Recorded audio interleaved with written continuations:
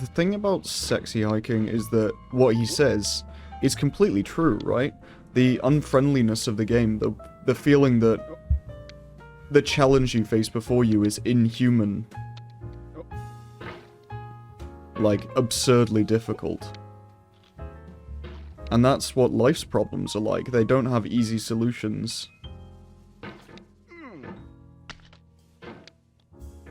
I mean, otherwise they wouldn't be, right? You yourself can't solve world problems, but you must do your part for the issue that you think is the most important. Usually these choices are just emotionally based. They don't have, like, rational argumentation behind them. Riding the snake is a term for doing drugs, basically. I mean, that has quite a clear metaphorical meaning. What I find so great about Foddy's narration in this game is that when you fall, he sounds like he's being like such a sarcastic prick. He's like, "Oh no, you lost a lot of progress, didn't you? What a little baby you are." To just increase the rage factor, which is awesome in my opinion. But when he gets to the, you know, very end game narration, there are points where he genuinely sounds like he's about to cry. The emotional switch is absolutely amazing, and it's beautifully written. There's some genuinely good poetry in there. I really like his words about the orange, and how it relates to him feeling about a challenge. The challenge itself should not be rewarding.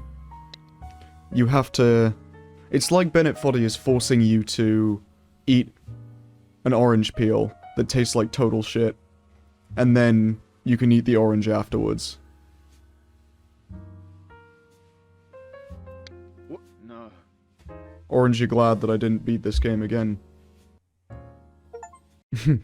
So most people who got over it again. One of the things this game makes me think about is grief. As reflected in the Steam achievement numbers, clearly most people don't get over it. Because it's just too frustrating or too emotional or just not fun. And grief is not fun, but it's something we have to go through. There's constant pitfalls, and most of them are of your own doing. When we fail in this game, we have to blame ourselves. That's the only way that you're gonna make it through it. If you keep saying something like, "Oh, the game's glitched," or even, "I can't do it," they're not really properly blaming yourself for the actions, it's blaming aspects of the world that you're in. And criticizing that world isn't gonna get you anywhere. The world will not change for you, it just is.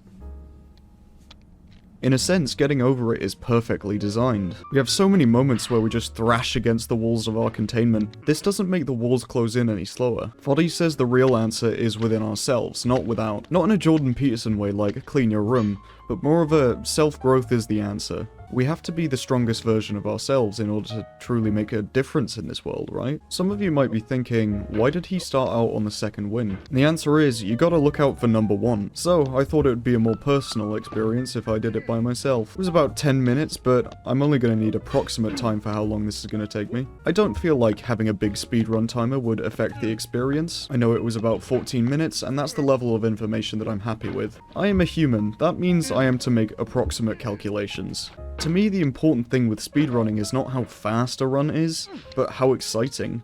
Super Mario 64 speedruns are still really fun to watch, especially the endings, but there's still tons of excitement when a new world record happens. Even though they can just be the tiniest amounts of time saved, they can still feel insanely big. The true magic of speedrunning is that an extraordinary moment can happen at any time, and you can create something out of nothing, just playing video games fast. It doesn't even really sound like something that a whole community of people could be started over. Up into the sky we go. Ow.